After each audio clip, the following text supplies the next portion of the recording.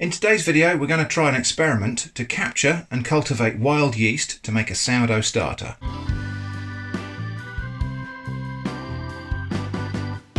Capturing wild yeast. I've done this before and it was a great success, and it actually resulted in a really tasty sourdough bread. That was quite a few years ago on the Atomic Shrimp website. I'll put a link in the video description. Today we're going to try an experiment to see if we can fast track this sourdough starter process. So I'm going to do one lot the normal way, and I'm going to try and fast track a different batch. And we'll see if we can get a sourdough started in 48 hours or something. Normally it takes at least a week to get a sourdough starter going. I'm going to try to do it in a shorter time. So what is yeast? Yeast is a unicellular fungus, and it's all around us. It's actually probably true that there is yeast, wild yeast, already in this flour that I'm going to be using for the starter. Yeast is also very common in the outside world. You'll find it on the skin of fruits, on leaves, in the soil, in the air, when you go to work, when you go to church, when you pay your taxes. And my idea for the fast track batch of starter, which we're going to do today, is I'm going to go and pick some flowers, because yeast is present on flowers, more so on fruits, but there aren't any fruits at this time of year. I found a very lovely hawthorn tree growing near one of the routes where we walk the dog, and so I went out there and picked a few bunches of flowers from this hawthorn tree, and we're going to try and capture the yeast off of that. Now, all good experiments should have a control. So we're going to have two batches of yeast here. One's going to be made with the hawthorn flowers, one's going to be made with just flour and water, as we would normally do. We're going to do the same thing for both. We're obviously not going to try to eliminate the normal factors from the experiment batch, so the control is going to be the default. The experiment is going to be default plus additional stuff. I've got a clean empty jar here, and after shaking off bugs and things from my hawthorn flowers, I'm just going to put them in the jar. I'm not washing the flowers because obviously that would defeat the object of what we're doing today. So all of the hawthorn flowers are now packed in that jar. I've now got some water which I've boiled in the kettle and then allowed to cool down, so it's just kind of body temperature, blood heat. And we'll just add some of that water to the jar, lid on, and give that a really good shake to try to dislodge any yeast cells that are attached to those flowers. And I'm going to let that sit for a while as well, so that it has a chance to really do its thing. In case you're wondering, this is not boiling water. This is water that has been boiled and allowed to cool. A couple of reasons for that. One, obviously it sterilises this water and removes the confounding factor of any organisms that might be in my tap water. But also it helps to remove the chlorine from my tap water. Into the control jar, I'm going to pour some of this water that hasn't actually been used. I don't actually know what quantity of water that is, but I'm going to fill the experiment jar to the same level. But first, let's just strain out any larger particles that might be in that liquid from the flowers. So I'll fill up the experiment jar to the same level with the solution that came from the flowers. A bit more. I don't know if you can see that on the camera, but there's cloudy greenish yellow liquid in here from the flowers, and there's clear boiled water there. So, conspicuous difference already. But that's just going to be aroma and compounds from the leaves and flowers and so on. But hopefully some yeast cells as well. Into both of these, half a teaspoon of sugar and 1 level tablespoonful of flour. We'll now give both of those about the same amount of mixing. And quite a wet solution there we've got, so I might add some more flour. And I'm going to use separate spoons for both, but so that I'm not cross-contaminating. Okay, experiment and control. And from now on, everywhere these jars go, they will go together. They will get the same treatment. So if I cover these with a piece of cloth, I will cover both. If I put the lid on, I will put the lid on both. Both of these are settled quite a bit. I'm going to stir them up one more time. Then I'll let them settle, and I'm going to pour off about half of that liquid and then add in some more flour to make a kind of dough.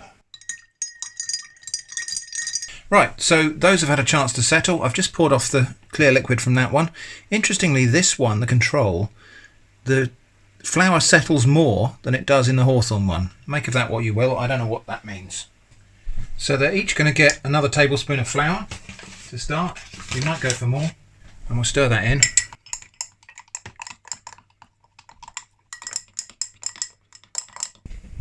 So I think this is more like the consistency we're looking for the starter. So I'm just going to give that a little beat. And that's just really to work in a bit of air.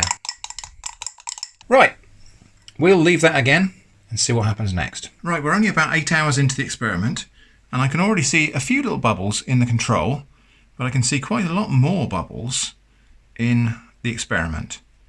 And in fact, what I can see here is a more bubbly texture and more foamy sort of texture in general. So I'm going to tip the clear liquid off the top of both of these. There's still another little layer of clear liquid. We're going to lose that, and then I'll cover them up for the night. And when I say cover them up, I'm not actually going to put these lids on because that will deprive these of air. I'm just going to put a piece of kitchen paper towel over the top and secure that with a rubber band. Those I'm just going to leave on the table here until tomorrow, and we'll see what they're like in the morning. I suppose it's probably about 24 hours since I started these batches of sourdough starter. And, well, in the hawthorn one, I can definitely see evidence of pockets of, hopefully, air in there. In the regular one, not so much. So I'm going to pour off the clear liquid from this, and I'm going to give it a feed. Camera wasn't running for that bit. I've added one of these little cups of flour to each of these mixtures, levelled off. It's about 1.5 tablespoons in these little cups, and a little splash of water, equal amount in both. And so we've ended up with a kind of soft batter in both. Interestingly, softer and more runny in the hawthorn mix than in the regular one. I don't know that there's any reason for that. There seems to be a little bit more gluten going on in this one, actually. I wonder if possibly something in the culture here is digesting some of the gluten. Who knows? Making sure I don't cross-contaminate any of them, so all of this scraping and mixing I'm doing with separate spoons for each batch. Okay, right, I'm going to cover those up. Actually, let's have a sniff. Yeah, that one smells a little bit more bready than that one, but there's not a lot in it. So I'll just cover these up with their respective bits of kitchen paper towel, and we'll leave them for another 12 hours and see what they're doing. So we're now 40 hours since starting.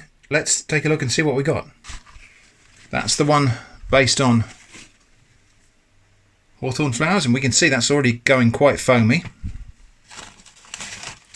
That's the one without the hawthorn flowers, and to be honest, they're not all that different. And maybe that's not a surprise, because when you create a sourdough starter, you're creating a kind of community of organisms, and it will self-regulate to a certain extent. So some of the bacteria that are creating acidic conditions in both of these will be controlling some of the yeasts and molds and other bacteria. So maybe it's not that surprising that it will level out to be similar. However, they do smell different. That one smells more sour than this one. This one just smells like wet flour. This one smells like yogurt. So really that's the extent of our 48-hour window. So part of the reason for doing this was to see if I could create a sourdough starter that I could use within the confines of a 2-day budget challenge experiment. I think it's a tall order, personally.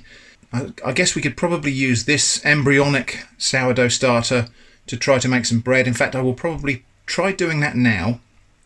I don't expect it to be very successful. But what I'm going to do now anyway is both of these, I'm going to divide them. So I'm going to take half that starter, feed it, and then put it back in the jars. So I will transfer them out to clean containers. I will reserve half of them, and then I'll wash these containers, sterilise them, and then put them back in and give them a feed.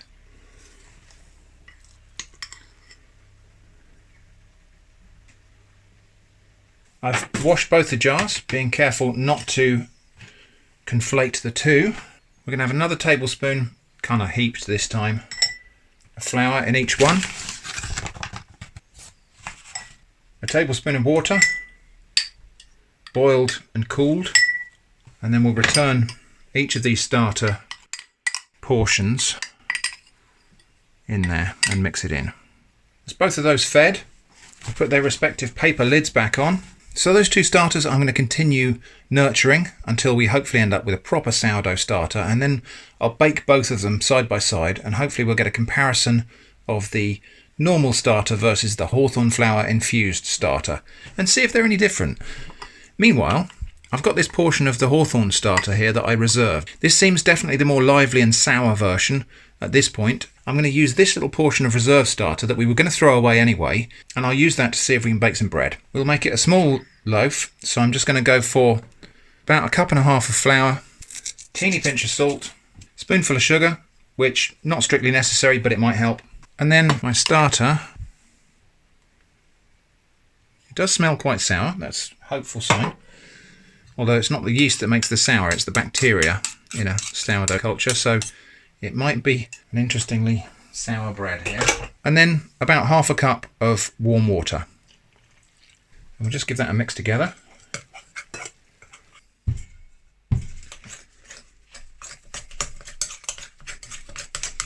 And I will just give this a little knead at this point, just really to get those ingredients properly combined.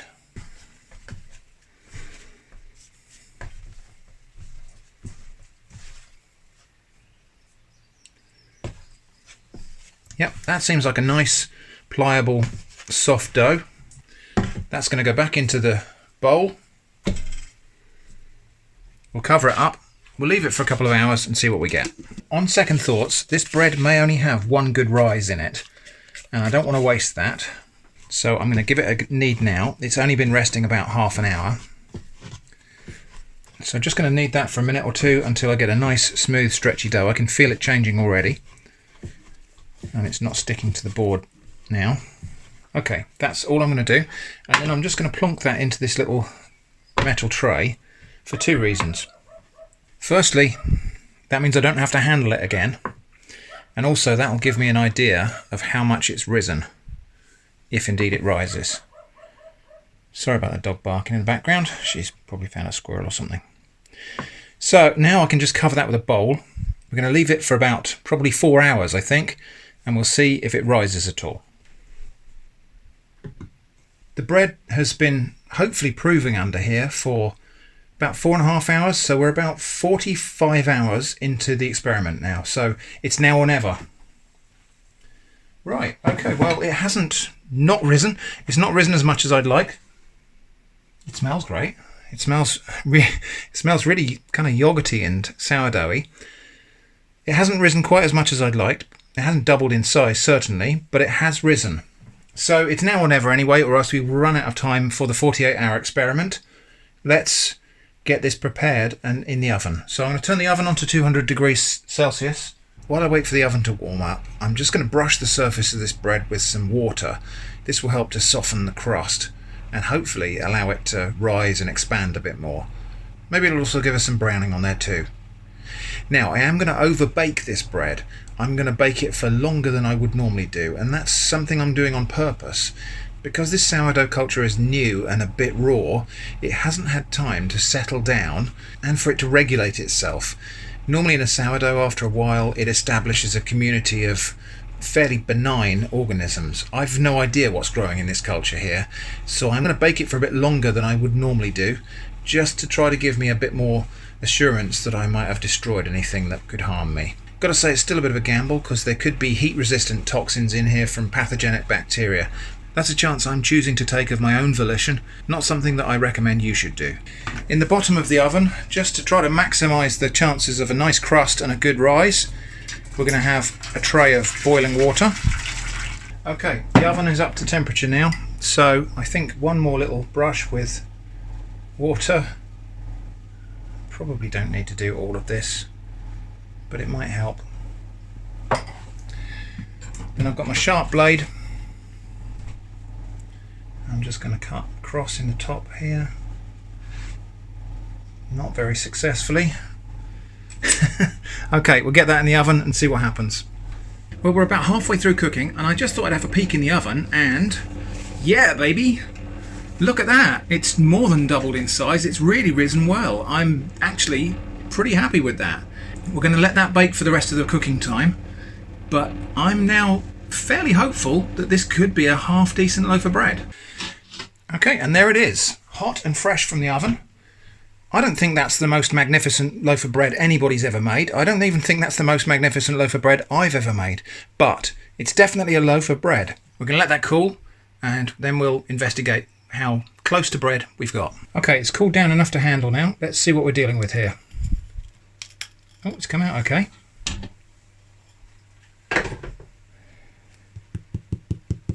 Sounds like a loaf of bread. I think I have overbaked it. That was kind of on purpose.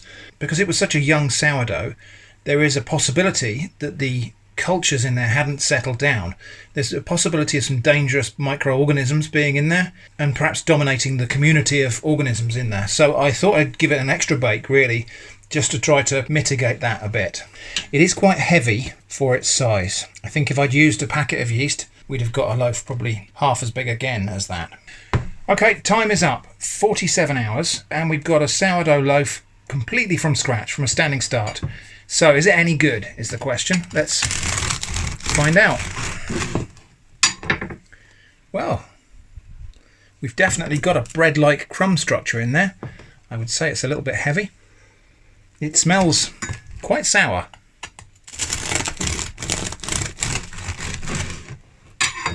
Some big bubbles in there, and I imagine that's probably what gave us a really good rise in the middle there. But, well, I think that's probably better than the bread I made with the fresh yeast. But yeah, I think we've got something that we can call bread there. Question is it any good? So, okay.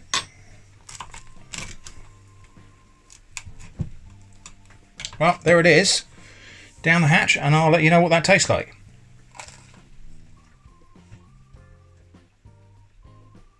That's actually okay. It's better than the bread I made on a 2-day challenge with fresh yeast. So I think in terms of reasonable expectations we could have had for a 48-hour project to create wild sourdough from a standing start, I actually think this is a success. Obviously this is not the best bread, and we couldn't have expected that. And in fact, in terms of sourdough, it really isn't all that distinctive. There is a sour aroma, and it's quite pleasant. I wouldn't have said it's particularly distinctive, it's just present. I will of course keep these two cultures going, and there'll be a separate video about sourdough starters, which will be a standalone video where we take these and refine them and culture them properly, and then we'll make some proper sourdough. For now, I'm calling that a success. If I was to have done this on the 2-day challenge, of course, because it's taken 48 hours, I would only be eating bread for the last meal on the second day. But it's still just about possible, and maybe if I'd baked this as a focaccia type of loaf, I might have even got a lighter rise than this. So I certainly found that interesting. I hope you did too. Thanks for watching, and I hope to see you again soon.